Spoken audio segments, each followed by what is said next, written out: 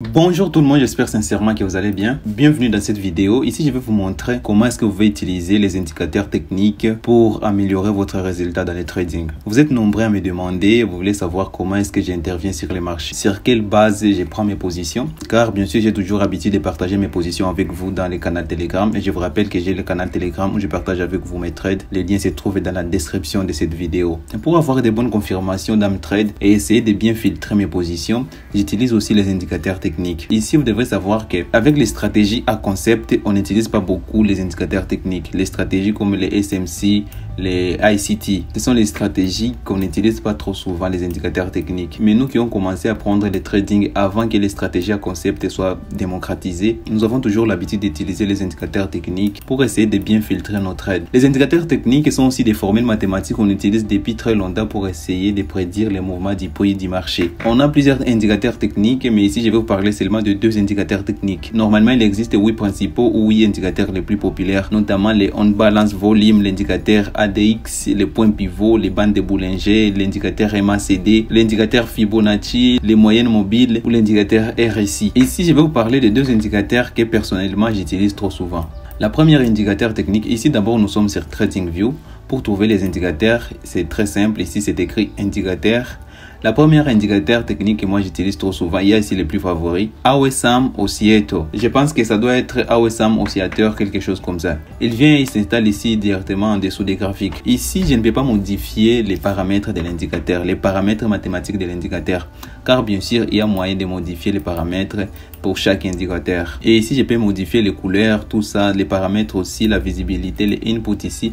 Je peux changer les time frames, tout ça. Je peux modifier plusieurs choses ici. Normalement, moi, j'utilise des indicateurs sans toutefois modifier aucun paramètre. Concernant les indicateurs, plusieurs personnes, plusieurs traders qui interviennent sur le marché utilisent leurs indicateurs avec leurs paramètres par défaut. Et pour votre information, je suis en contact avec deux traders qui travaillent dans les hedge funds. Ils m'ont dit, bien sûr, ils utilisent aussi certains indicateurs. Et ils utilisent trop souvent les indicateurs avec leurs paramètres par défaut. Et ici, je vais vous montrer comment est-ce que ici, je vais chercher un exemple pour vous montrer comment est-ce que j'utilise cet indicateur ici. Cet indicateur ici, je l'utilise pour détecter les retournements du marché.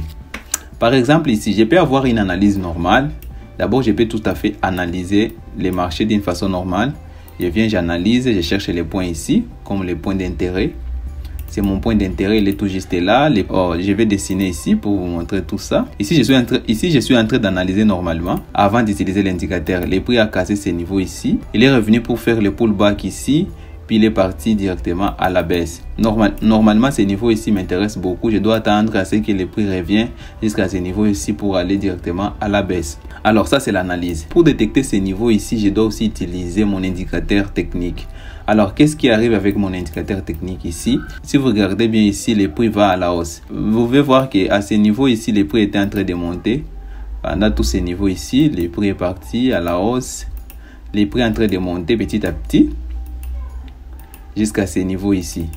Alors, pour essayer de filtrer les signaux, je vais aussi utiliser mon indicateur technique, d'accord? Alors, pour utiliser mon indicateur technique, ce que je vais chercher ici, c'est la divergence entre les mouvements du prix et les déplacements de mon indicateur.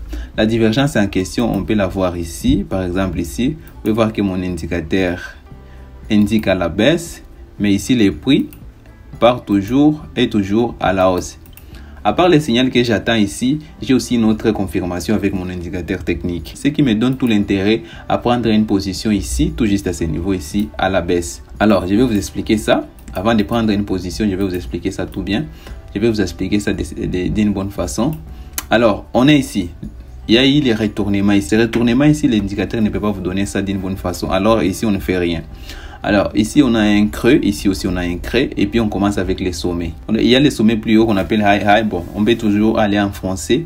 Il y a les sommets les plus hauts. Il y a aussi les sommets encore les plus hauts. Mais en arrivant ici, vous pouvez constater un changement. Je vais effacer ça. Alors, tout juste à ce niveau ici, il y a un changement. Le sommet suivant est plus haut que le sommet précédent, ici sur les prix. Mais sur mon indicateur, le sommet suivant est plus bas que le sommet précédent. C'est ce qu'on appelle la divergence.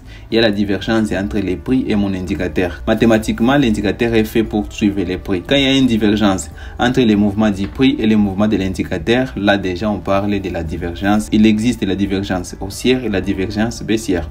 Alors notre divergence commence ici. Il y a le troisième sommet ici qui est toujours un peu plus bas que les sommets précédents. Mais ici sur les prix, le sommet est plus haut que les sommets précédents. Combiner les signaux que me donne mon indicateur et mon niveau d'intérêt ici. Déjà ici, j'ai un signal de vente confirmé. Je peux directement passer en position ici, à la baisse. Tout juste ici, j'entre en position.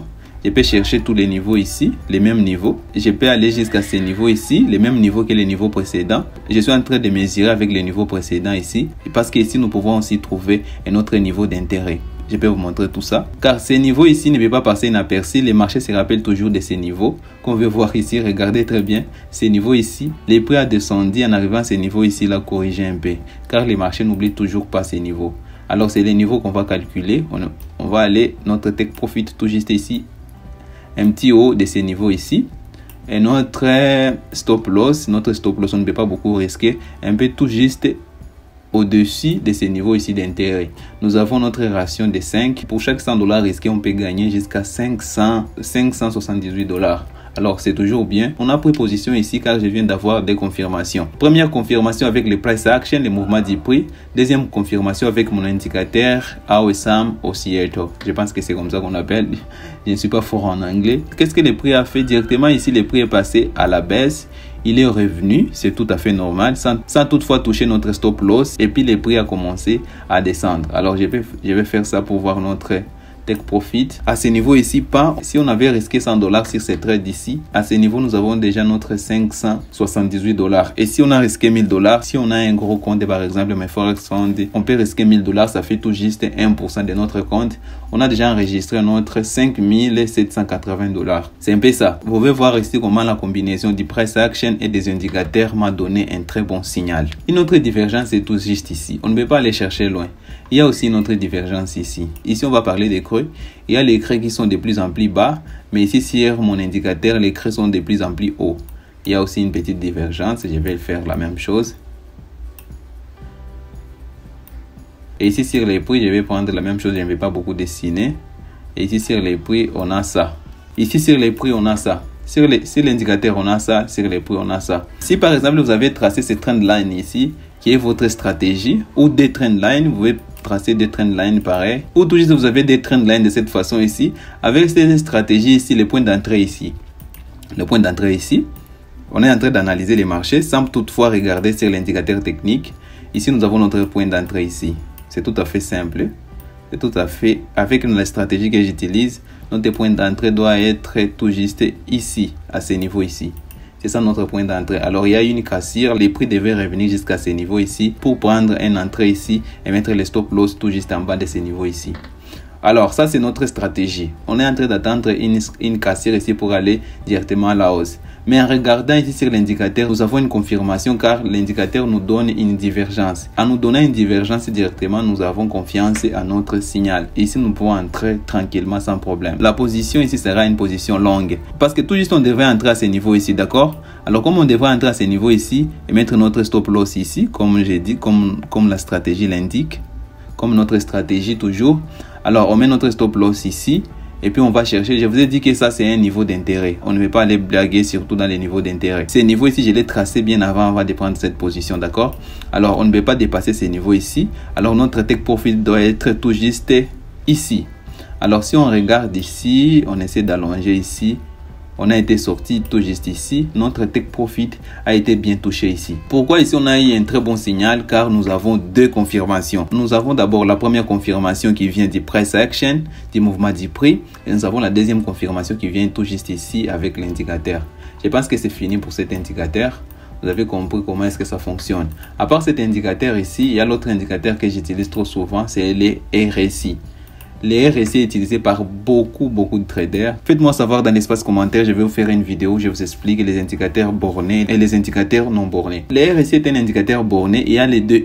Normalement, les RSI a deux niveaux. Il a deux niveaux. Il a les niveaux 30. Ici, nous avons les niveaux 30. Et ici aussi, nous avons les niveaux 70. Quand les RSI est tout juste ici en bas, c'est niveau 30 ici, on dit que l'actif est survendu. Normalement, ça peut marcher très bien avec, même ici, avec le gold ici, ça marche très bien. Et les actions aussi, ça marche super bien. Et quand on est ici en haut, on dit que l'actif est suracheté. Alors, ici, en regardant seulement ici, quand le RSI est ici, par exemple ici, à ce niveau ici, vous pouvez directement acheter. Je vais vous montrer. Par exemple ici, Les RSI nous indiquent que les gold est survendu, il faut alors acheter. Alors, tout juste à ce niveau ici, on achète. C'est tout juste un exemple, je vais vous expliquer tout ça après. On achète. Et puis les RSI est parti. On est en train seulement de suivre les RSI sans toutefois augmenter d'autres stratégies, d'accord? Les RSI est sorti ici, ça veut dire que le gold est suracheté. Il faut vendre. Le gold est déjà suracheté, il faut vendre. Directement, on sort en position, on prend une autre position à la baisse. Je vais prendre une position à la baisse. Tout juste ici, à ce niveau ici. C'est ce niveau ici. Ouais, c'est tout juste à ce niveau ici. Je prends une autre position à la baisse, comme ça. Et puis, le RSI est parti. Vous allez voir que notre position est bien confirmée ici. C'est de cette façon que le RSI fonctionne. Mais il ne faut pas utiliser ça comme stratégie. Il y a aussi un niveau d'achat ici. Un très gros achat qu'on peut partir jusqu'à ce niveau ici. Ok. C'est ça le RSI. Ce que vous devez faire, il ne faut pas seulement trader avec les RSI, il faut trader votre stratégie. Comme je l'ai fait avec les AOSM Oscillator, il faut trader votre stratégie normalement. Et puis regarder les RSI pour vous faire seulement une confirmation. Je vais analyser les marchés d'une façon tranquille. Je vais jeter un coup d'œil sur les RSI pour voir si la stratégie marche. Normalement, avec ma stratégie, je vais analyser normal, d'accord? Avec ma stratégie, ici, qu'est-ce qu'on voit? Triple creux. Triple creux, la formation en triple creux, je vais vous montrer ça. Alors, ici, nous avons une formation en triple creux, comme ça, de cette façon. Le premier creux ici, premier creux, deuxième creux, et puis troisième creux. C'est une stratégie que j'utilise bien et je vous ai expliqué dans les précédentes vidéos. Nous avons triple creux. Ici, pour prendre une entrée sur le triple creux, je vais seulement dessiner cette zone ici. Je vais seulement marquer cette zone ici. Il faut toujours utiliser les zones. Nous avons notre zone ici de support, une zone qui a supporté les marchés. Alors, triple creux, premièrement, nous avons le premier creux et à double creux, on pouvait prendre une position à la hausse ici et profiter de ces mouvements ici. Et puis, nous avons le troisième creux qui est aussi une autre figure que je trade très souvent. Je vais jeter un coup d'œil sur mon RSI pour voir si le gold est survendu.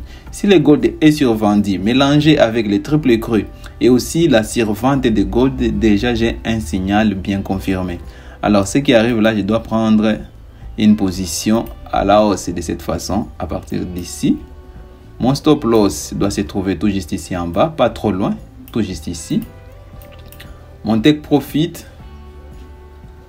concernant mon take profit, sera mesuré. Concernant mon take profit, je vais mesurer avec cette zone ici, tout juste sur cette zone ici. Car, ce que vous allez voir que le trading n'est pas aussi compliqué que ça. Les marchés se rappellent des zones. Il ne faut jamais oublier les zones. C'est ce qui fait ce que beaucoup de traders peuvent échouer, mais c'est très simple. Il ne faut jamais oublier les zones, car les marchés n'oublient pas.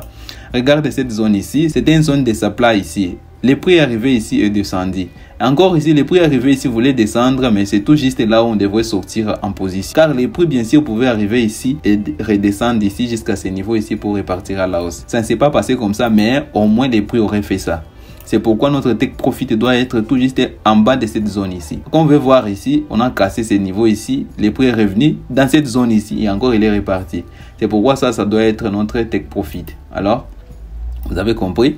Alors, cette position ici, on a une confirmation grâce à quoi? Grâce à notre stratégie d'abord. Il faut d'abord appliquer la stratégie et aussi grâce au RSI. Le RSI nous a indiqué ici que le gold est survendu, il faut acheter. Et on a acheté à ce niveau ici. On a déjà des confirmations de notre signal. Alors, quelle que soit la stratégie que vous utilisez, je vous en prie, si vous êtes débutant surtout, utilisez aussi les indicateurs techniques. Vous pouvez utiliser les RSI, vous pouvez utiliser les MACD, vous pouvez utiliser les AOSM Oscillator. Et quand j'envoie les signaux, vous allez voir que j'ai toujours AOSM Oscillator sur mon écran, car c'est un indicateur que j'utilise trop souvent. J'ai toujours habitude à changer les couleurs. C'est tout pour cette vidéo. Je pense que vous avez compris comment utiliser les indicateurs. Si vous avez aimé la vidéo, n'oubliez pas de la liker et de la partager. D'ici là, portez-vous bien. On se retrouve très rapidement dans une prochaine vidéo. Ciao!